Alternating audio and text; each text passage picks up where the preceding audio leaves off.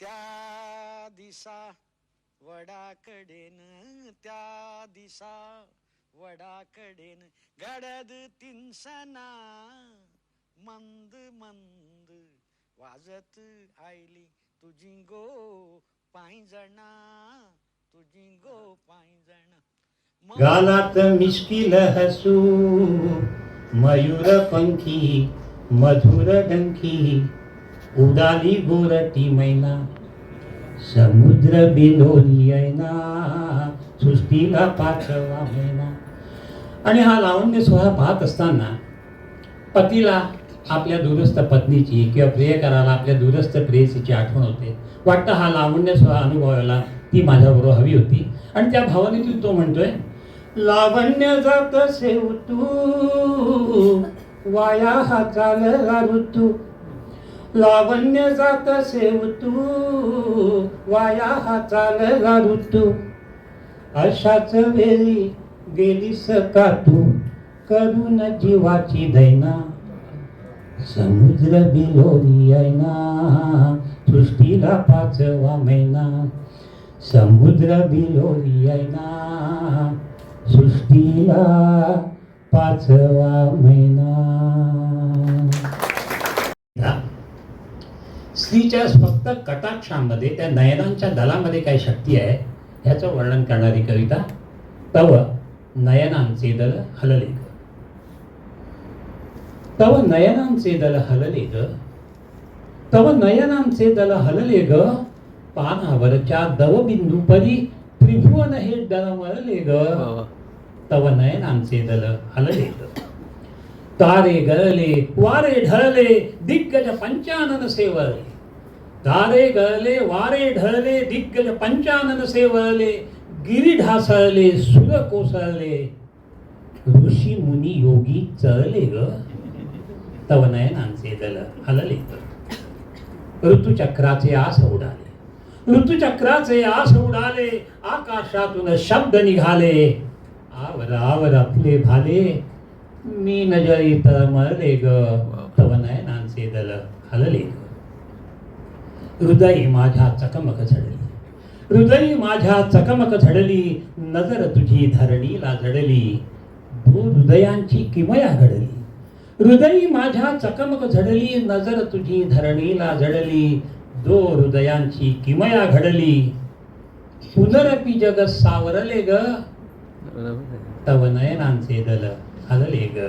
तव नयनांचे दल हलले ग. हा बोरकरांचा एक वेगळा प्रांत आहे कवितेचा. प्रियकराने 50-60 वर्ष त्याला झालेले आता आणि तो त्याचं प्रेम 20-21 वर्षाचं तारुण्यातलं प्रेम आठवत आहे जे असफल झालेलं म्हणजे त्याची परिणती विवाहात होऊ शकलेली नाही. ते प्रेम तो आठवतो आहे. आणि शेवटची त्यांची भेट आहे. तो एका जंगलात असा वडाच्या झाडाखाली उभा आहे आणि ती त्याची प्रियसी येते. तिच्या पायातली पायजणं वाजतायत आणि त्या पायजणांच्या नादामुळे त्या रानात कशी जाग येते हे बोरकर सांगतायत. गवताची पानं डोलायला लागतात. नदीचा कंठ दाटून येतो. कदाचित त्यांची शेवटची भेट आहे म्हणून. ज्या वडाच्या झाडाखाली ते उभे आहेत त्या वडाच्या झाडाची फळं वडफळं त्यांच्यावर वर्षाव करतात. जणू काय अक्षतांसारखी त्यांना ती वाटतात.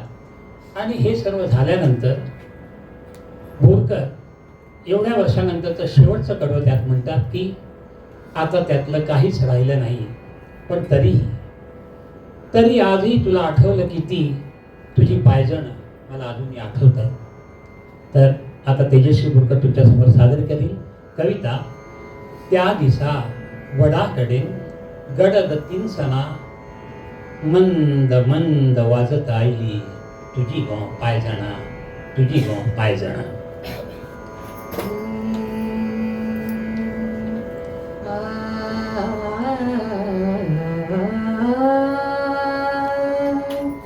त्या दिसा वडाकडे त्या दिसा वडाकडे गडद तिनसना मंद मंद मंद मंद वाजत आयली तुझी गो पायजणा. मौन पडलंय सगळ्या राना, मौन पडलंय सगळ्या राना. शिरून थांबली पाना, शिरून थांबली पाना. कवळी जाग आयली तणा, झेमता झेमताना. मंद मंद वाजत आयली, मंद मंद वाजत आयली तुझी गो पायजणा. पैसुल्यान वाजली घाट, पैसुल्यान वाजली घाट. दाटलो न्हंयचो कंठ काठ, दाटलो न्हंयचो कंठ काठ. सावळ्यांनी घमघमाट, सावळ्यांनी घमघमाट. सुटलो त्या खिणा, मंद मंद वाजत आयली, मंद मंद वाजत आयली तुझी गो पायजणा. गळ्या सुखा डोळ्या दुखा, गळ्या सुखा डोळ्या दुखा. लकलकली जाऊन थिका, नकळतना एक झाली आम्ही दोघाही जणा. मंद मंद वाजत आयली, मंद मंद वाजत आयली तुझी गो पायजणा. तातले काय नुल्ले आज, तातले काय नुल्ले आज. सगळ्या जिणे आयल्या सांज, सगळ्या जिणे आयल्या सांज. तरी अकस्मात तुझी, तरी अकस्मात तुझी वाजते पायजणा. मंद मंद वाजत आयली, मंद मंद वाजत आयली तुझी गो पायजणा, तुझी गो पायजणा, तुझी गो पायजणा. म्हटला पाहिजे श्लोक किंवा अभंग म्हटला पाहिजे. तर तो अभंग पाठ करायचा असायचा. तर एक दिवस बाकी बाप तो अभंग पाठ करायला विसरले आणि त्यांना ते सापडे ना कुठे पुस्तक. तर आता काय करायचं, नाही म्हटलं तर ओरडा पडेल सगळ्या वडीलधाऱ्यांचा. म्हणून त्यांनी तिथल्या तिथे एक स्वतः अभंग लिहिला आणि त्याच्यामध्ये बाकी म्हणे असं त्यांनी लिहिलं. तर त्यांना घरात लहान बाकी म्हणायचे, बाळकृष्ण तर बाकी म्हणायचे. ते म्हटल्यानंतर त्यांना माझे जे आजोबा होते ते स्ट्रिक्ट होते, ते वकील होते. त्यांनी त्याला बोलवलं आणि म्हटलं, अरे बाळा असं करायचं नाही, संतांच्या नावाच्या ठिकाणी आपलं नाव नाही लिहायचं. तर तो म्हणाला, मी अभंग केलाय. त्यांचा विश्वास असे ना, ते त्यांच्या आईकडे त्यांना घेऊन गेले. हा बघ, हा म्हणतो की ह्याने अभंग केलाय. तर बाकीबाब म्हणाले, मी तुम्हाला दुसरा अभंग करून दाखवतो. त्यांनी तिथल्या तिथे दुसरा अभंग लिहून दाखवला. माझे आजोबा भयंकर खुश झाले की का हा मुलगा अतिशय प्रतिभावान आहे. परंतु त्यांची जी आई होती, ती आजी होती, तिच्या आयुष्यात असं घडलं होतं की तिचा नवरा ह्या अभंग, देव म्हणजे कर्मकांड ह्यांच्या नादी लागून घर सोडून संन्यास घेऊन गेला होता. त्यामुळे तिने बाकीबाबांना त्याच वेळेला शपथ घ्यायला लावली की ह्याच्या पुढे मी असं काव्य लिहिणार नाही. आणि बाकीबाबांनी ती शपथ घेतली. त्यानंतर ही कविता होईपर्यंत बाकीबाबांनी कविता लिहिली नाही. म्हणून या कवितेचं महत्त्व. असा कसा मी तरुण निरंतर, ही कविता भले नंतर लिहिली आहे, पण हा प्रसंग जो झाला तो असा. बाकीबाब तेव्हा 14-1 वर्षाचे होते, 14-15 वर्षाचे. फोंड्याच्या शाळेत शिकत होते आणि त्यांच्या मास्तरांनी त्यांना सांगितलं की रंगीत खडू वरती जाऊन घेऊन ये माडीवरती. ते माडीवरती रंगीत खडू आणायला गेले आणि ते खडू घेत होते तेवढ्यात त्यांचे डोळे कोणीतरी झाकले. त्यांना समजेना कोणी डोळे झाकले. त्यांनी हात बाजूला काढले आणि मान मागे वळवले. पाहिलं तर त्यांच्या स्वर्गातली मार्गारेट नावाची मुलगी, तिने पटकन त्यांचं चुंबन घेतलं आणि ती पळून गेली. आता त्या वयामध्ये असा प्रसंग घडल्यानंतर वास्तविक एक वासना जागृत व्हायला हवी खरी म्हणजे तर. पण तसं नव्हता. बाकीवर असं लिहितात की ती पळून गेली आणि त्याच्यानंतर मी जेव्हा जिना उतरून खाली येत होतो तेव्हा मला ती प्रत्येक पायरी एखाद्या झुल्यासारखी वाटत होती. मला काहीतरी अकस्मात सौंदर्याचा एक साक्षात्कार झाला, तारुण्याचा साक्षात्कार झाला. मी परत वर्गात आलो, पण मी वर्गात आल्यानंतर त्या मार्गारेटकडे ढुंकून सुद्धा पाहिलं नाही. पुढचे 2 ते 3 दिवस मी एका तंद्रीत होतो असं बाकीबाब लिहितात. असाच प्रसंग टागोरांच्या आयुष्यात घडलाय. हा वेगळा प्रसंग. टागोर हे लहानपणापासून त्यांना सवय होती रवींद्रनाथांना की त्यांच्या जोडा संकोच्या वाड्यावर म्हणा किंवा शांतिनिकेतन म्हणे, तिथे सौधावरती ते सकाळी सूर्य उगवायच्या अगोदर उभे राहायचे, सूर्याची उगवण्याची प्रतीक्षा करत. आणि टागोरांनी असं लिहिलेलं आहे की मी गायत्री मंत्राचं पोषण घेत असे. रोज पोषण असा शब्द त्यांनी वापरला आहे. आणि असाच एक दिवस हे गायत्री मंत्राचं पोषण घेत असताना 15-16 वर्षी अचानक त्या सौधावर त्यांना एक साक्षात्कार झाला. ते असे तंद्रीत गेले. 3 ते 4 दिवस एका तंद्रीत होते आणि त्या 4 दिवसानंतर त्यांनी काव्य लिहिलं. त्याचं नाव आहे निर्झरे स्वप्नभंग. अप्रतिम काव्य आहे, लघु काव्य आहे. दोघांमध्ये फरक बघा. एक वेगळ्या गोष्टी आहेत, परंतु तंद्रीत जाणं, एक साक्षात्कार घडणं. टागोरांनी आपल्या साक्षात्कारातून त्यांना जी शक्तीचं दर्शन झालं तिला त्यांनी जीवन देवता असं नाव दिलं. आणि बोरकरांनी ह्या प्रकारचा त्यांना जो साक्षात्कार झाला त्याला त्यांनी नेहमी कैवल्यचंद्र अशी त्याला पुढे संकल्पना दिली. तर ही कविता, असा कसा मी तरुण निरंतर सांगू कैसे तुला, असा कसा मी तरुण निरंतर सांगू कैसे तुला, सहज अचानक झाकून डोळे तिने चुंबिले मला, सहज अचानक झाकून डोळे तिने चुंबिले मला, थिजलो भुजलो परतच आलो खाली वर्गामध्ये, खुडीत ज्योतीची फुले पोचलो परंतु स्वर्गामध्ये, तेथे न्हाणून सुरांगनानी केली अमृत तुला, जेव्हा ऐसे सहज लीलया तिने चुंबिले मला. आता वय झालेलं आहे, आठवत आहेत ते. त्या रात्रीचे तसे चांदणे जगी न पडले कधी, त्या रात्रीचे तसे चांदणे जगी न पडले कधी, तशी न उरली पुन्हा कधीही दुथडी जागी नदी. उरात घुसुनी गळ्यात घुमली, उरात घुसुनी गळ्यात घुमली, निरी निरी कोकिळा असे झाकुनी डोळे जेव्हा तिने चुंबिले मला.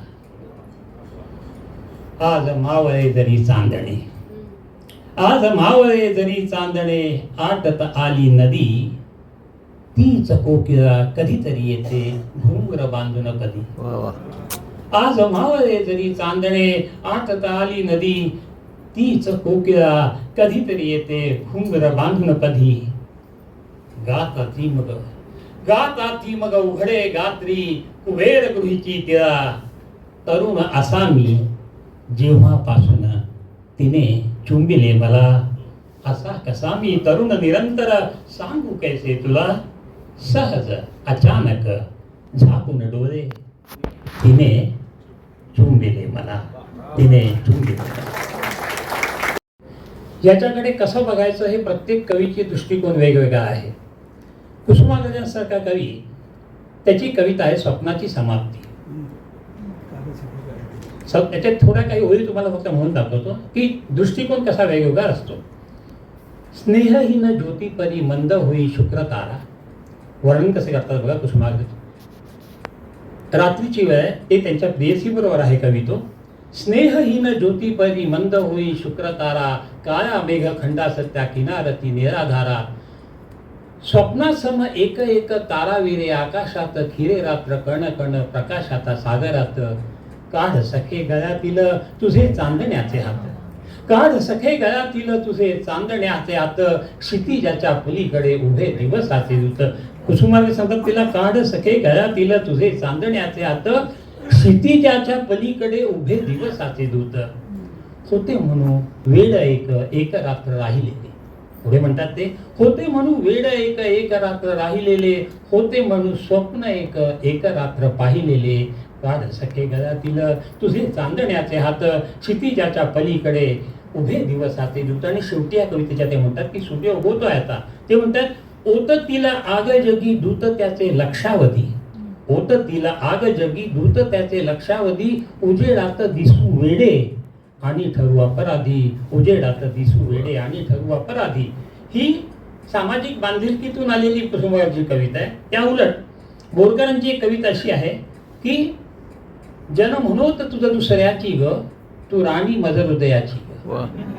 जन म्हणोत तुझं दुसऱ्याची ग, मी तू राणी मम हृदयाची ग.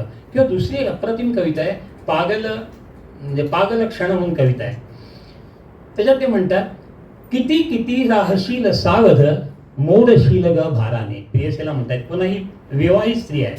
किती किती राहशील सावध, मोडशील ग भाराने, उगते छप्पर धरिले का कधी हटेल मिटल्या दाराने, उगते छप्पर धरिले का कधी हटेल मिटल्या दाराने, पागल वारा पागल धारा, खेव मांडीला पाण्याने. खेव म्हणजे उच्छाद मांडलाय. पागल धारा पागल वारा, खेव मांडीला पाण्याने, सावरशील किती करीची पणती वारे भरल्या पदराने. सावरशील किती करीची पणती वारे भरल्या पदराने, धडकन अंधारात विजेची, धडकन अंधारात विजेची, अगत्य काग वातीचे, धडकन अंधारात विजेची, अगत्य काग वातीचे, घालशील किती आवर प्राणा, शरीर हे तर मातीचे. घालशील किती आवर प्राणा, शरीर हे तर मातीचे, इथल्या रेगा भेदुनी भेगा ये उघड्यावर उघड्याने, इथल्या रेगा भेदुनी भेगा ये उघड्यावर उघड्याने, घडी अशी ही पागल येते क्वचित कधीतरी भाग्याने. घडी अशी ही पागल येते क्वचित कधीतरी भाग्याने, तोडुनी बंधन पागल हो क्षण, तोडुनी बंधन पागल हो क्षण, वाग जरा अविचाराने, तोडुनी बंधन पागल हो क्षण, वाग जरा अविचाराने, खुजा जगाला खुशाल म्हणू दे झपाटले हिज जाराने, खुजा जगाला खुशाल म्हणू दे झपाटले हिज जाराने. तर हे दोन भिन्न दृष्टिकोन. पण ह्या कवितेत बोरकरांची इथे जी प्रियसी आहे ती प्रियसी पुन्हा तशी सामाजिक बांधली जातात, तो अपघात असतो. हे first love at first sight असा प्रकार आहे इंद्रदेनांचा. असरेना पहिलाच शब्द बोरकरांनी सुंदर वापरला, इंद्रदेना. इंद्र म्हणजे सहस्राक्ष, म्हणजे सर्वांगाने उपभोगणारे दिवस. इंद्रदिनांचा असरेना, विसरू म्हणता विसरेना, चंद्र मदिर जरी सरल्या घडी त्या, स्वप्नांची लय उतरेना, विसरू म्हणता विसरेना. ती भेट झाली, ती दुपार होती. त्या पहिल्या कापूर दुपारी झाडे झाली उजवाती. उजवाती हा कोकणी शब्द आहे, अगरबत्ती. वर्णन किती सुंदर आहे बघा बोरकर करतात ते. दुपार कशी आहे, कापरासारखी आहे. कापूर हा असा एकच पदार्थ आहे की ज्याचं घन द्रव आणि वायू असं रूपांतर होत नाही. घन ते वायू. कापूर स्वतःला विरून जात होतो. तसं आम्ही एकमेकांना पाहिलं आणि आम्ही एकमेकात विरून गेलो, अशी ती दुपार होती. कापूर दुपार, जिथे स्वतःचा अहंकारच विलीन होतो, असं ते प्रेम आहे. त्या पहिल्या कापूर दुपारी झाडे झाली उजवाती. आणि मग अशा मंगल प्रेमासाठी झाडं सुद्धा अगरबत्तीसारखी जायला लागली. सुरुवातीची वाट चालता घडल्या अंतिम रुजवाती, सुरुवातीची वाट चालता घडल्या अंतिम रुजवाती, फुलपंखांची निळी पिसोळी भिडली माझ्या आधाराला, फुलपंखांची निळी पिसोळी भिडली माझ्या आधाराला, फडफडुनी क्षण मुकाट जडली तुझ्या हिण्याच्या बदराला. करात कर गुंतला, करात कर गुंतला, अबोली थरथरली. संस्कारित आहे. करात कर गुंतला, अबोली थरथरली परी विखरेना, अबोली थरथरली परी विखरेना, क्षण ठरला तो रणहृदयी पण रंगांची लय उतरेना, विसरू म्हणता विसरेना. आणि मग त्या संध्याकाळच्या भेटी, ते संध्याकाळचा पदार्थ पण तो असा आहे की बोरकरांनी सांगितलं खरं हे प्रेम आहे, त्याच्यामुळे याचं वर्णन वेगळं यायला पाहिजे होतं खरं. पण बोरकरांच्या मनातली संध्याकाळ कशी आहे बघा. तरु शिखरे अन घुमट उजळता सांध्य सनईच्या प्रहराने. सनई हे पुन्हा मंगळवाद्य आहे. सांध्य सनेच्या प्रहराने कोळिष्टकही कनक जलाने भिजूनी येता बहराने. म्हणजे मनातली सगळी कोळिष्टकही सगळी निघून गेली या प्रेमाने. जी काही कोळिष्टक आहेत मनातली कुठली मागचे पूर्वग्रह सगळं नष्ट झालेलं तो क्षण जगतायत. कोळिष्टकही कनक जलाने भिजूनी येता बहराने. ती वेळ कुठली आहे? अभिर गुलाल बुक्याच्या घडीला. ती घडी कुठली आहे? अभिर गुलाल बुका हे सर्व मंदिरात असतं. हे प्रेम जणू मंदिरातलं प्रेम आहे. अभिर गुलाल बुक्याच्या घडीला झडता सर मम कवनाची. शर ऋतलागत सया आली तुझं सासरच्या जलभरणाची. तिला जाणीव आहे की नो फर्दर. शर ऋतलागत सया आली तुझं सासरच्या जलभरणाची. आणि मग त्या रात्री अपरात्री झालेल्या भेटी. व्यथा कथा बोललो किती ग चांदण्यातल्या अपरात्री. व्यथा कथा बोललो किती ग चांदण्यातल्या अपरात्री. फुल फुलांचा झुला होईतो बघत एकटक जलपात्री. फुल फुलांचा झुला होईतो बघत एकटक जलपात्री. होऊन खंती वदली शांती. होऊन खंती वदली शांती. नकळतातून ढळले मी. नकळतातून ढळले मी.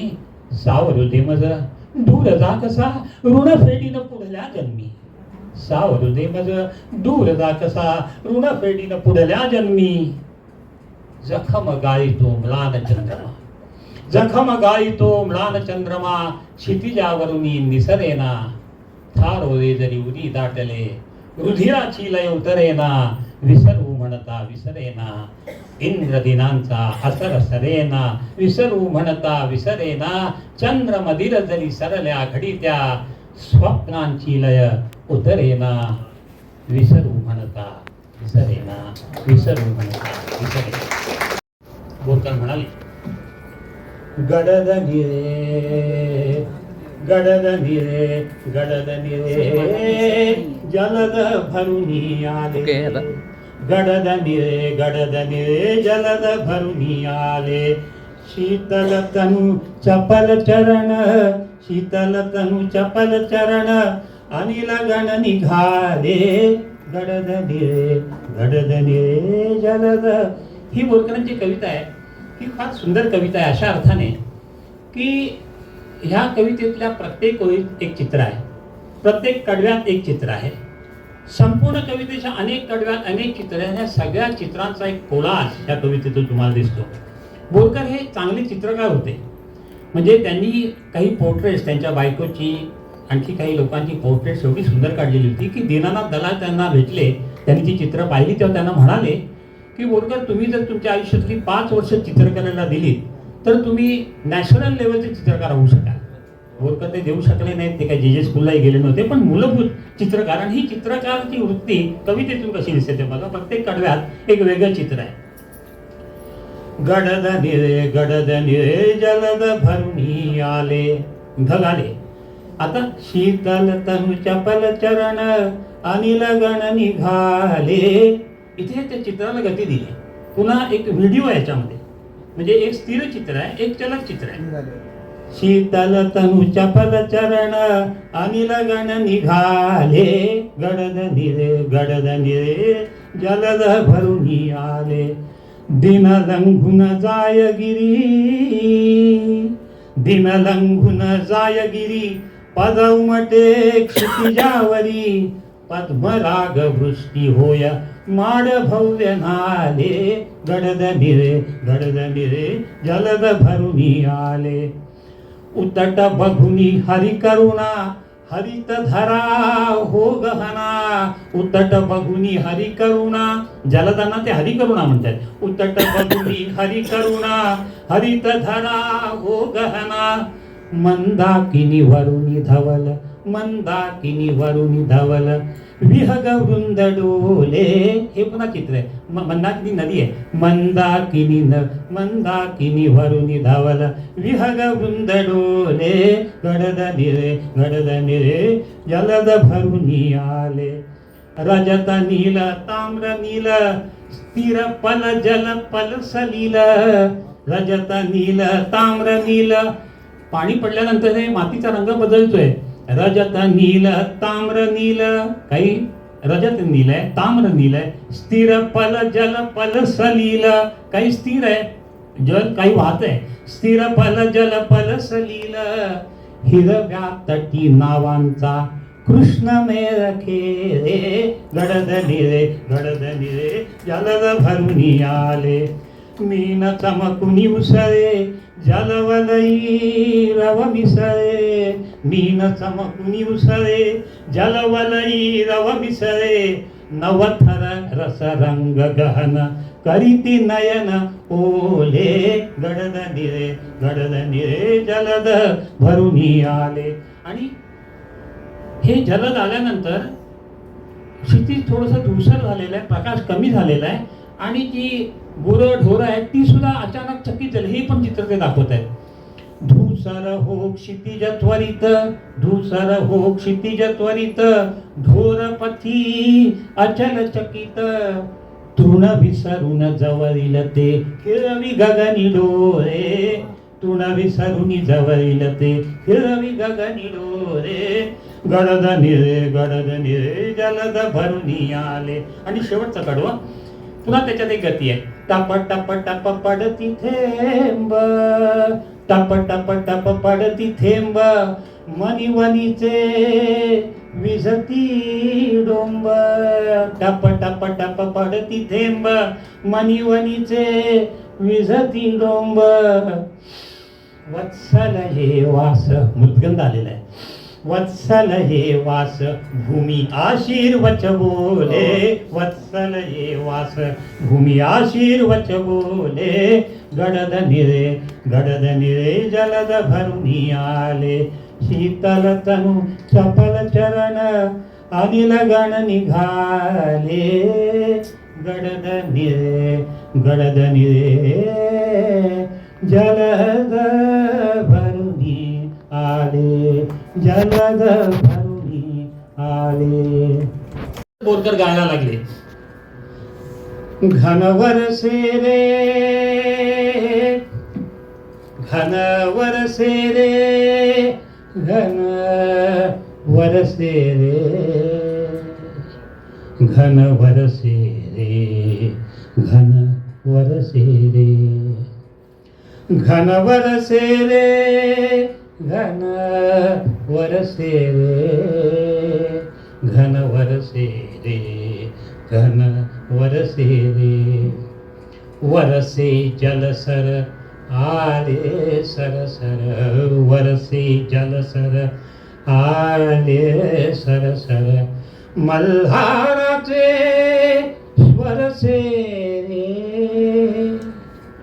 मल्हाराचे स्वर से रे, घन वर से रे, घन वर से रे, घन वर से रे. धाकट्या भावाने दामोदरने विचारलं, आबा हा राग मल्हार का रे? कवीची तंद्री खाडकन तुटली आणि ती कविता तशीच अपूर्ण राहिली. 1971 मध्ये बोरकर रिटायर झाल्यानंतर बोरीला आमच्या शांतिनिकेतन घरी राहायला गेले. एकदा असाच मुसळधार पाऊस पडत होता. बोरकर आमच्या बाल्कनी म्हणजे पुढच्या ह्याच्यात उभे होते. असाच मुसळधार पाऊस पडत होता आणि त्यांची 30 तंद्री 17 वर्षापूर्वीची तंद्री पुन्हा लागली आणि बोरकर गायला लागले. कात डोंगर हिरवल्याले, कात डोंगर हिरवल्याले, कढनागांचे शमुनी निमाले, कढनागांचे शमुनी निमाले, मुंग्या नाही पंख निघाले, मुंग्या नाही पंख निघाले, वन नंदन से हरसे रे, घनवर से रे, घनवर से रे, घनवर से रे. 17 वर्षानंतर ही कविता पूर्ण झाली. वा वा. फुटतात आणि मधुरा भक्तीच्या चरमसीमेची अनुभूती कवी बोरकर अशी सांगतात.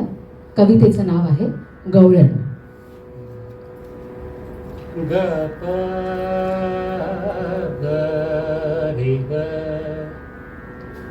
ग प ग रे ग, गपनी पसानी प, गपनी रे नि प ग रे, पगरे घसा चंद्रबिंबल्याली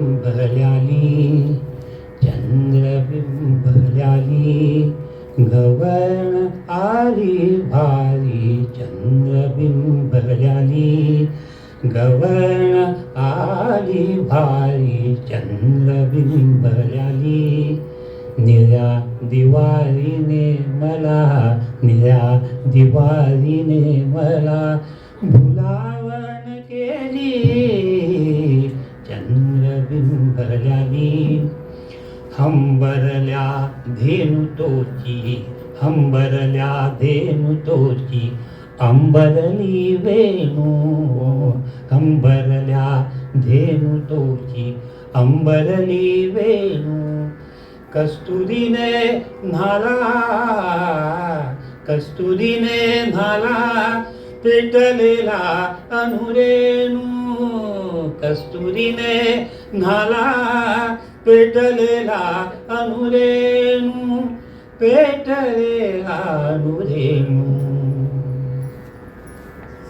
चंद्रबिंबल्याली गवण आली भारी चंद्रबिंबल्याली यमुना निशंक धीरे कालियाचा डंख यमुना निशंक धीरे कालियाचा डंख मयूरल्या प्राणा फुटे गगनाचे पंख मयूरल्या प्राणा फुटे गगनाचे पंख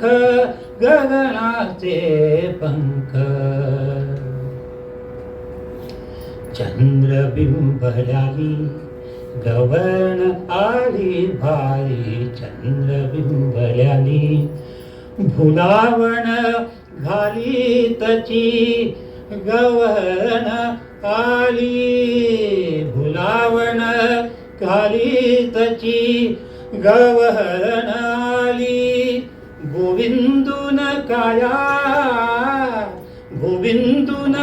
कायांती गोविंदची झाली गोविंदुनी कायांती गोविंदची झाली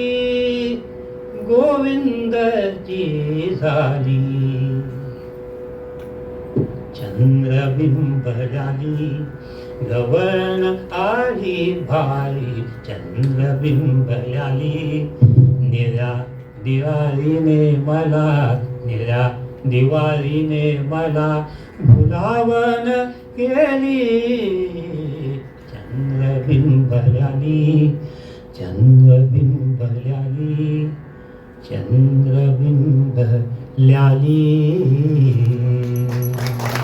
रांझेला राधा मानले आहे.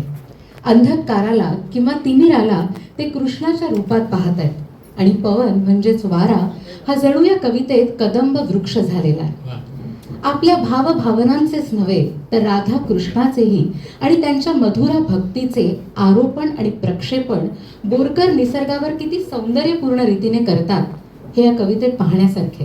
कवितेचं नाव आहे नीलनक्षेत्र. या कवितेत बोरकरांनी संध्याकाळ किंवा संध्या हिलाच राधा मानलेला आहे आणि आता जो अंधार होते रात्र पडते त्या अंधाराला बोरकरांनी कृष्ण असं संबोधलेलं आहे आणि या अंधाराला कृष्णाची वेगवेगळी नावं त्यांनी वापरलेली आहेत. गोविंद, हरी, व्यंकटलोचन, ऋषिकेश, मोहन अशी अनेक नावं त्यांनी या अंधारासाठी वापरलेली आहेत. ही संध्या किंवा संध्याकाळ यमुनेच्या पाण्यामध्ये आंघोळीला उतरते आहे. प्रसंगाची तुम्ही इमॅजिन करा. संध्याकाळ ही यमुनेच्या पाण्यात आंघोळीसाठी उतरते आहे आणि बोरकर गात आहेत संध्या राधा तांबूस गोरी, संध्या राधा तांबूस गोरी उन्मद पतिगती मंद, संध्या राधा तांबूस गोरी उन्मद पदगती मंद, यमुना स्नाना घापताली जपत मनी गोविंद. यमुना स्नाना धापत आली जपत मनी गोविंद. न सहुनी मोहन दाह सोडिता श्वास कंचुकी बंद. न सहुनी मोहन दाह सोडिता श्वास कंचुकी बंद. सहज तिच्या चाळ्यातून सुटले वाळ्याचे रतिगंध. सहज तिच्या चाळ्यातून सुटले वाळ्याचे रतिगंध. अंचल उडता कंपित स्तंभित चंचल पवन कदंब. अंचल उडता कंपित स्तंभित चंचल पवन कदंब. घर्मजलाने सचैल भिजला झाला ओला चिंब. राधेला त्या आंघोळ करताना पाहून तो वारा जो कदंब वृक्ष आहे तो पण घामावून झाला तो. घर्मजलाने सचैल भिजला झाला ओला चिंब. यमुना बदली नको राधिके उघडी टाकू पाठ. यमुना बदली नको राधिके उघडी टाकू पाठ. लोचन पापी सोडू दे मज कचभाराची गाठ. सोडू दे मज कचभाराची गाठ.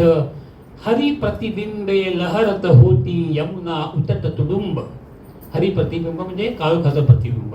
हरी प्रतिबिंबे लहरत होती यमुना उतट तुडुंब. डुंबत होती धुंद राधिका पिळीत पिवळे लिंब. डुंबत होती धुंद राधिका पिळीत पिवळे लिंब. वंशवनातून व्यंकटलोचन तिमिर चोरटा कृष्ण. वंशवनातून व्यंकटलोचन तिमिर चोरटा कृष्ण. उष्ण उसासे टाकीत खेळला बघत तिला सतृष्ण. उष्ण उसासे टाकीत खेळला बघत तिला सतृष्ण. आता ट्रान्झिशन आहे. संध्याकाळ आणि रात्र ह्यातलं ट्रान्झिशन आहे. निळी होऊनी उठली राधा. जी आधी संध्या राधा तांबूस गोरी गेली होती यमुनेत, आता ती निळी होऊनी उठली राधा पिळू लागली केश. निळी होऊनी उठली राधा पिळू लागली केश. मोर होऊनी गिळू लागला जलमौक्तिक ऋषिकेश. मोर होऊनी गिळू लागला जलमौक्तिक ऋषिकेश. पिसा पिसातून फुटू लागले नक्षत्रांचे नेत्र. पिसा पिसातून फुटू लागले नक्षत्रांचे नेत्र. या चित्राने रात्र जाहली अक्षय मिलन क्षेत्र. या चित्राने रात्र जाहली अक्षय मिलन क्षेत्र. अक्षय मिलन क्षेत्र. या संन्यास धर्माला जीवन प्रकाशाचे वेळ आणि ओढ आहे. आदित्याची झाडे प्रकाशासन्मुख. प्रकाशाचा स्वभाव आहे उजळण्याचा आणि उजळण्याचा. अंधार नाहीसा करणे ही काही प्रकाशाची अभिलाषा नसते आणि आकांक्षा आहे. जिथे प्रकाश असतो तिथे अंधार नसतो एवढेच आणि तेवढेच खरे असते. याच उपजत पिंड धर्मामुळे आणि जागृत साधनेमुळे कवी बोरकरांचा संन्यास धर्म हा प्रकाश सन्मुख, जीवन सन्मुख आणि आनंद सन्मुखही बनला आहे. त्यांच्या संपूर्ण काव्य साधनेत हे विश्व चैतन्याचे अनुसंधान कधी सुटलेले नाही. बाकीबाब आपल्या कवितेतून एकाच वेळी भक्ती आणि प्रीती, रती आणि विरती, व्यक्ती आणि समष्टी यांच्यात विलक्षण सहज भावाने अखंड विहार करीत राहिले आणि त्या चिरंतनाला सांगत राहिले, स्वर्ग नको सुरलोक नको. स्वर्ग नको सुरलोक नको. मज लोभ सहा इहलोक हवा. तृप्ती नको मज मुक्ती नको. पण येथील हर्ष नि शोक हवा. शोक हवा. शोक हवा परी वाल्मिकीच्या परी सद्रव अनस श्लोक हवा. हर्ष हवा परी स्पर्श मण्यापरी त्यात नवा आलोक हवा. इंद्राचा मज भोग हवा. इंद्राचा मज भोग हवा. अन चंद्राचा रुद्रोग हवा. योग असो रती भोग असो अति जागृत त्यात प्रयोग हवा. मार्क्साचा मज अर्थ हवा. मार्क्साचा मज अर्थ हवा. अन फ्रॉइडाचा मज काम हवा. या असुरा परी राव विण्याघरी गांधींचा मज राम हवा. हवी भूक सुरमुखमी. हवी भूक सुरमुखमी वैश्वानर. हवी भूक सुरमुखमी वैश्वानर. नित्य नवा मज ग्रास हवा. हे सुख दुर्लभ वाढविण्या मज 84 प्रवास हवा. 84 प्रवास हवा. कवी बोरकरांमधला हा कलंदर फकीर गोवा मुक्ती संग्रामाच्या वेळी असाच उफाळून जागा झाला. 1946 मध्ये बोरकर भूमिगत झाले. ते मुंबईला आले. गावदेवीला JK बिल्डिंगमध्ये त्यांच्या चुलत बंधूंकडे राहायला होते. संध्याकाळी गावदेवीपासून मरीन लाईन्स पर्यंत ते फिरायला जात. एकदा असेच त्यांच्याबरोबर रवींद्र केळकर होते. नेहमी स्वतःबद्दल, स्वतःच्या कवितेबद्दल, गोवा आणि कोकणी भाषेबद्दल भरभरून बोलणारे बाकीबाब त्या संध्याकाळी केळकरांशी काहीच बोलत नव्हते. त्यांच्या त्या तंद्रीला आणि गप्पपणाला कंटाळून केळकर म्हणाले, मी आता जातो. बाकीबाब लगेच त्यांना घरी घेऊन आले आणि त्या अर्ध्या पाऊण तासातल्या तंद्रीत त्यांना मिळालेले संचित कागदावर एकटाके लिहून केळकरांसमोर ठेवले आणि ते गाऊ लागले. कवितेचं नाव आहे जीवन त्यांना कळले हो. त्या अर्ध्या तासात जे संचित त्यांना सापडलं ते हे होतं, जीवन त्यांना कळले हो, जीवन त्यांना कळले हो, जीवन त्यांना कळले हो, जीवन त्यांना कळले हो. मी पण ज्यांचे पक्व फरापरी, मी पण ज्यांचे पक्व फरापरी, सहजपणाने गले हो. मी पण ज्यांचे पक्व फरापरी, सहजपणाने गले हो, जीवन त्यांना कळले हो. जळापरी मन निर्मळ ज्यांचे, गेले तेथे मिळले हो. चराचराचे होऊन जीवन, स्नेहासम पाजले हो, जीवन त्यांना कळले हो. सिंधू सम हृदयात जयांच्या, रस सगळे आकले हो. आपत्काली अन दीनांवर घन होऊन जे वळले हो, जीवन त्यांना कळले हो. दुरित जयांच्या दर्शन मात्रे, मोहित होऊनी जळले हो. दुरित जयांच्या दर्शन मात्रे, मोहित होऊनी जळले हो. पुण्य जयांच्या उजवाडाने, फुलले अन परिमळले हो, जीवन त्यांना कळले हो. आत्मदलाने नक्षत्रांचे, आत्मदलाने नक्षत्रांचे, वैभव ज्यांनी तुळले हो. साया साविण ब्रह्म सनातन, घरीच ज्या आढळले हो, पुरीच ज्या आकळले हो, जीवन त्यांना कळले हो. मी पण ज्यांचे पक्व फरापरी, मी पण ज्यांचे पक्व फरापरी, सहजपणाने गळले हो, जीवन त्यांना कळले हो, जीवन त्यांना कळले हो, जीवन त्यांना कळले हो. तुम्ही पंख तयांची घरटी झाली कुठे कुठे, पिलांच फुटुनी पंख तयांची घरटी झाली कुठे कुठे. आता आपुली कांचन संध्या, मेघडंबरी सोनपुते.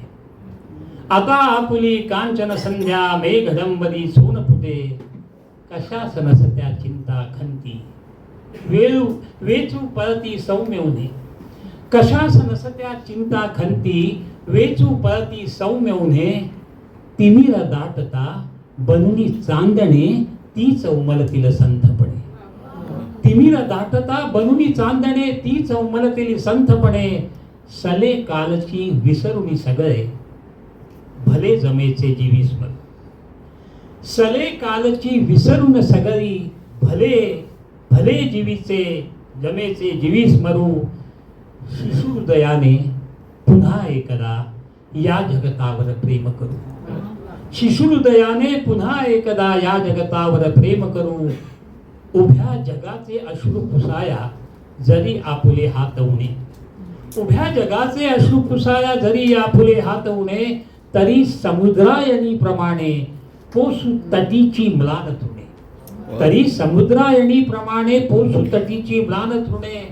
बायकोला सांगतायत, अगं इथेच आपुली तीर्थतीस्थळी, इथेच आपुले तीर्थ त्रिस्थळी वाहे आपुल्या मुळी तरी असू तिथे सखी ओला वटवी असू तिथे सखी ओला वटवी आणि तो तर देवतरी असू सखी तिथे ओला वटवी आणि तू तर देवतरी शिणुनी येती गुरे पाखरे तीच लेकरे जाण सके शिणुनी येती गुरे पाखरे तीच लेकरे जाण सके दिवस जरेचे आले जरी त्या काठ जरीचा लावू सुके दिवस जरेचे आले जरी त्या काठ जरीचा लावू सुके काठ जरीचा लावू सुके आले होते आणि आपल्यामधील कवित्वाची जाण आलेल्या वयापासून ते मृत्यूपर्यंत कवी बाकी बाबांनी ईश्वर दत्त प्रतिभेची धुंदी अक्षरशः अष्टांग भावाने मिरवली.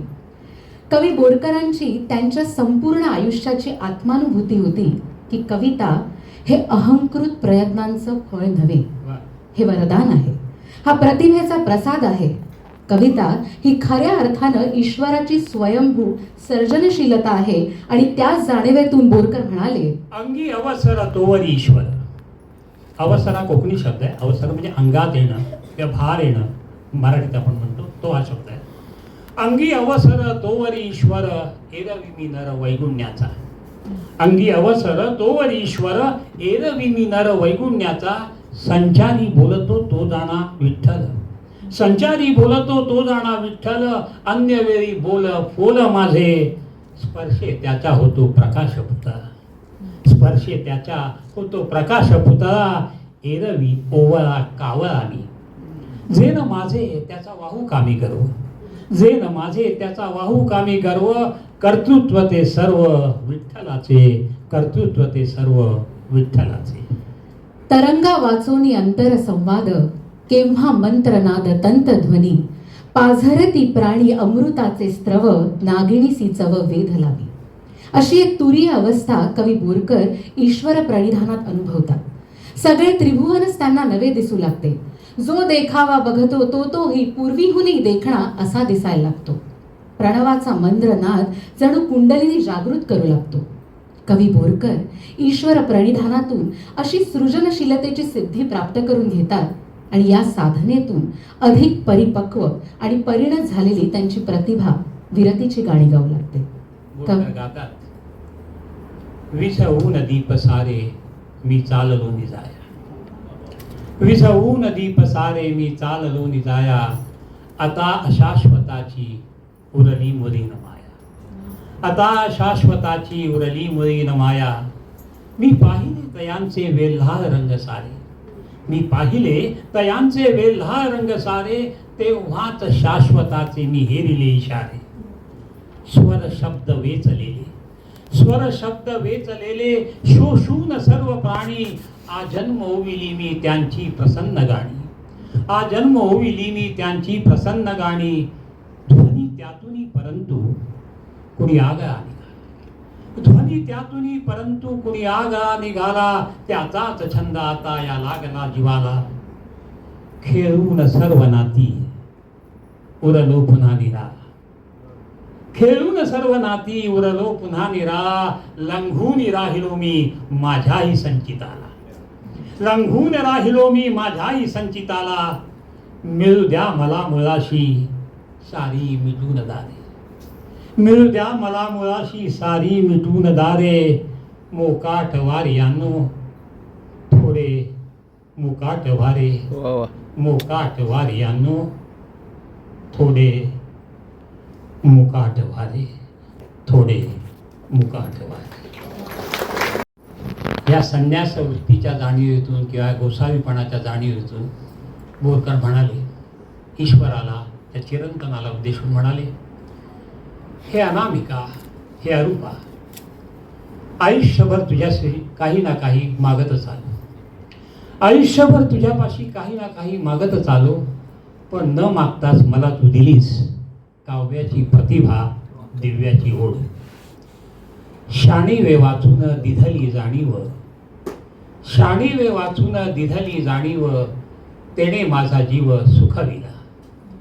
माझ्या साध्या घाबड्या शब्दांना तूच तर अभिमंत्रित केलीस. माझी धुराक्षरे झाली साहित्याची द्वारे, माझी धुराक्षरे झाली साहित्याची द्वारे, शारदेचे वारे संचारले. स्वरी जे जे आले झाले चित्ररूप, स्वरी जे जे आले झाले चित्ररूप, छंदात अरूप धूप झालो. आणि ह्या कृतज्ञतेच्या जाणीवेतूनच कवी बोरकर परमेश्वराला सांगतात. कवितेचं नाव आहे मागणं. माझे थकले मागणे तुझे सरेनारे दान, वा वा. माझे थकले मागणे तुझे सरेनारे दान, गीमा मागून या माप तुझे पिके समाधान. गीमा पुन्हा कोकणी शब्द आहे. गीमा म्हणजे ग्रीष्म. आयुष्यात ग्रीष्म येतात, वैशाख येतात, पण गीमा मागून या माप तुझे पिके समाधान. दिसा वरुषे चांदणे, दिसा वरुषे चांदणे, स्वर्ग रात्रीचा आंधण, दाही दिशाच्या तीर्थांनी माझा तुडुंबे रांजण. वा. आता खुंटली रे तृष्णा, आता खुंटली रे तृष्णा, माझे कुंठले मागणे, मीच झालो तुझ्या हाती तुझे लाडके खेळणे. मीच झालो तुझ्या हाती तुझे लाडके खेळणे, तुझे माझे दया सिंधू जगा वेगळा आले नाते, तुझे माझे दया सिंधू जगा वेगळा आले नाते. तुझ्या माझ्या जिव्हाळ्यात उभे त्रैलोक्यचं नाते, तुझ्या माझ्या जिव्हाळ्यात उभे त्रैलोक्यचं नाते. माझ्या मागण्या हुनी रे तुझे देणेच शहाणे, माझ्या मागण्या हुनी रे तुझे देणेच शहाणे. तुझे माझे हेही आता फक्त शब्दांचे बहाणे, तुझे माझे हेही आता फक्त शब्दांचे बहाणे, फक्त शब्दांचे बहाणे. कवी बोरकरांनी आपल्या काव्य साधनेत ज्ञानदेवांना आपला गुरु आणि आदर्श मानले होते. आणि ज्ञानेश्वरीला कवी बोरकर हे नेहमीच रसेश्वरी म्हणत असत. आळंदीला श्री ज्ञानदेवांच्या संजीवन समाधीचे दर्शन घेण्यासाठी बोरकर गेले होते. समाधीपुढे त्यांनी माथा टेकला आणि त्यांच्या डोळ्यातून घळाघळा अश्रू वाहू लागले.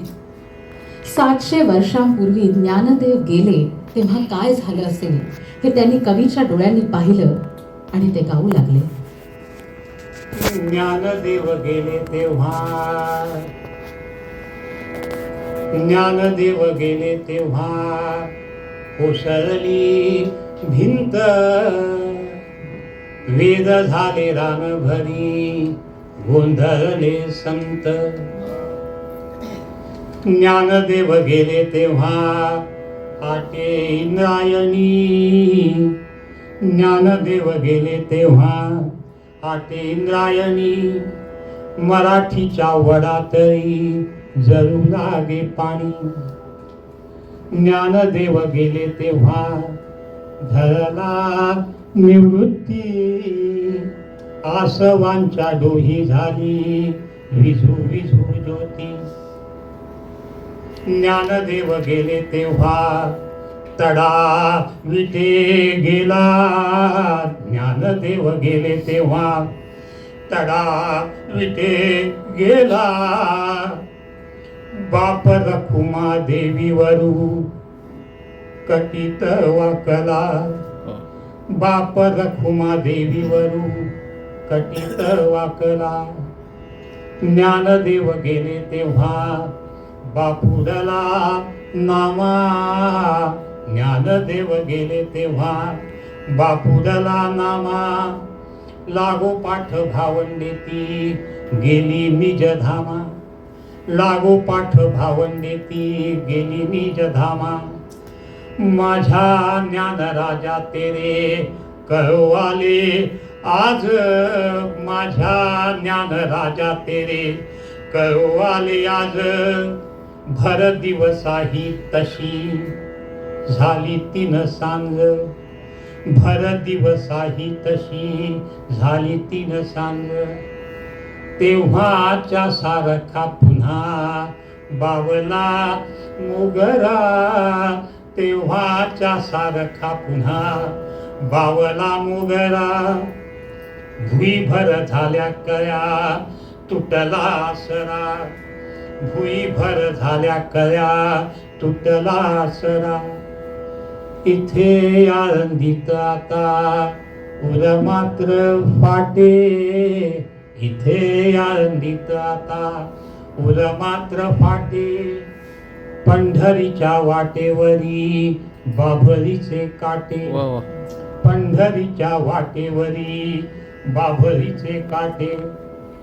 कळ्यांचा ही वास जीवा जाहलासे वास, कळ्यांचा ही वास जीवा जाहलासे फास.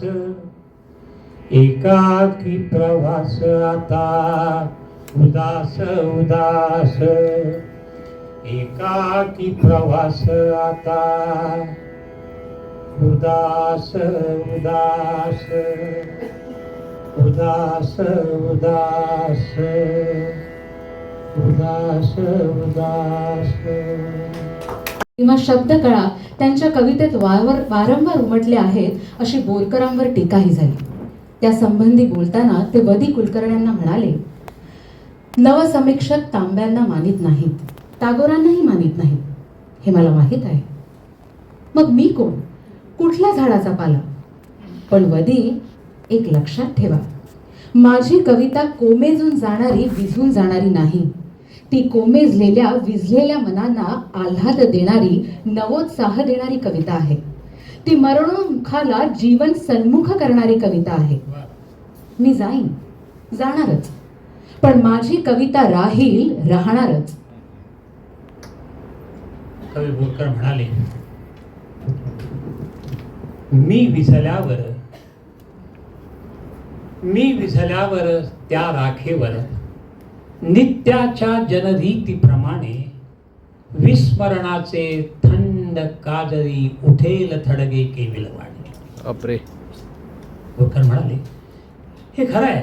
मी विझल्यावर त्या राखेवर नित्याच्या जनरीतीप्रमाणे विस्मरणाचे थंड काजरी उठेल थडगे केविलवाणे.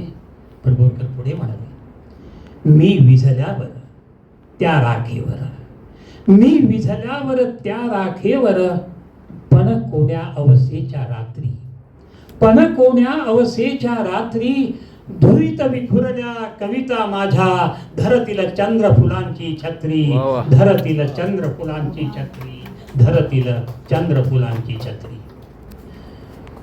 बाकी बाबांनी लिहिलेली शेवटची कविता तमस्तोत्र, 24 एप्रिल 1984 रोजी, मृत्यूच्या आधी 2.5 महिने.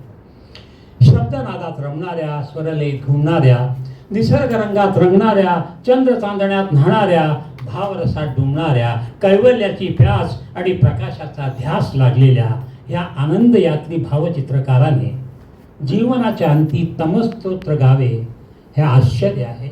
हा एक अद्भुत चमत्कार आहे. हे तमस्तोत्र गाताना बोरकरांच्या कवितेला उपनिषदातील सुक्तांचा, ऋचांचा आणि मंत्रांचा स्पर्श झालेला आहे. हे स्तवन जरी तमाचे असले तरी प्रकाशाला जन्म देणारा हा अंधार आहे. बोरकर गाऊ लागले, तमस्तोत्र. ओम नमः श्री भगवंतमा, ओम नमः श्री भगवंतमा. प्रकाश जनका पुरुषोत्तमा, तुझिया महिम्या नाही सीमा. उपमा शब्द सर्व थिटे, बापा तुझिया ओटी पोटी. तारा मंडले असंख्य कोटी, ज्योतिष कमळे अति चोखटी. गोमटी लावण्य भांडारे, अति पाहून शिणता दिठी. तूच त्या ते लाविली ताटी, निज कणवेची घालून मिठी. शीण शेवटी वारिले, मृत्यू तुमचे शीण शेवटी वारून टाकतो. ऐसा तू गागातारू, निजानंदाचे आवारू. मृत्यू होनी माझा भारू, सारो धारू वाहिलासी. आता दृष्टी जाहली क्षीण, आता दृष्टी जाहली क्षीण, म्हणून तुझिया चरणी लीन, आलिंगोनी मज नवीन, सुवर्ण दृष्टी दे बापा. आणि आता ते मृत्यूला सांगतायत की मृत्यूनंतर काय होणार आहे. जे जे काही पाहीन नव्हे, जे जे काही पाहीन नव्हे, ते ते सर्व गायीन भावे, प्रसाद मानोनी तुझ्याच नावे, सर्वात्म भावे समर्पिन, प्रसाद मानोनी तुझ्याच नावे, सर्वात्म भावे समर्पिन. जीवनाप्रमाणे तमाला म्हणजे मृत्यूलाही त्याने आपला सखा, मित्र आणि उद्धारकर्ता मानला आहे. शारदेने दिलेल्या कवित्व प्रसादाच्या अनुभूतीतून क्षणामृताचा, आयुष्याची आता झाली उजवण, येतो तो क्षण अमृताचा, खडे गोटे मज झाले चिंतामणी, खडे गोटे मज झाले चिंतामणी, दिसे तेथे पाणी गंगोळत, वेलाळ पाखरे गंधर्व किन्नरे, वाहने वनचरे अमरांची, जे जे भेटे ते ते दर्पणीचे बिंब, जे जे भेटे ते ते दर्पणीचं बिंब, तुझे प्रतिबिंब लाडे गोडे, उमटल्या शब्दी नवीन पहाट, उमटल्या शब्दी नवीन पहाट, पावलात वाट माहेराची, अंतर्बाह्य आता आनंद कल्लोळ, अंतर्बाह्य आता आनंद कल्लोळ, श्वासी परिमळ कस्तुरीचा, सुखोत्सवी अशा जीव अनावर, सुखोत्सवी अशा जीव अनावर, पिंजऱ्याचे दार उघडावे, पिंजऱ्याचे दार उघडावे. अशा सुखोत्सवात जीवनावर असतानाच बाकी बाप मृत्यूला म्हणजे तमाला आमंत्रण देतात. 8 जुलै 1984 रोजी बोरकरांची प्राणज्योत निमाली. देवलसी जीव सदाचा उदासी, भावनेचा फुल भक्तीचा गोसावी, असा हा कविराज अनंतात विलीन झाला. विझवू नदी पसारे मी चाललो भिजाया, आता शाश्वताची उरली मोहीन माया, असे गात गात हा वाग्यकार चिरंतनाच्या प्रवासाला निघाला. सुनीताबाई देशपांडे ह्या बाकीबाबांना रुग्णालयात नेण्या अगोदर त्यांच्या प्रकृतीची चौकशी करण्यासाठी आणि त्यांना भेटण्यासाठी पुण्यात त्यांच्या मुलीच्या घरी पद्मा वज्रम यांच्या घरी गेल्या होत्या. बाकीबाबांनी त्यांना पाहिलं आणि म्हणाले, सुनीता समुद्राची कविता म्हण. त्यांनी कुठली तरी दुसरीच कविता म्हटली, सागराची म्हटली. ते म्हणाले, नाही नाही सागराची नाही, समुद्राची कविता. पण त्यांच्या लक्षात आलं की त्यांना समुद्र बिलोली आहे ना ही कविता हवी असेल, पण त्यांना काही ती पाठ नव्हती. मग पद्मा वज्रम आणि त्यांचे मिस्टर ह्या दोघांनी ते पुस्तक शोधून काढलं आणि तिघांना ती कविता गाऊ लागली. समुद्र बिलोली आहे ना, सृष्टीला 5वा महिना.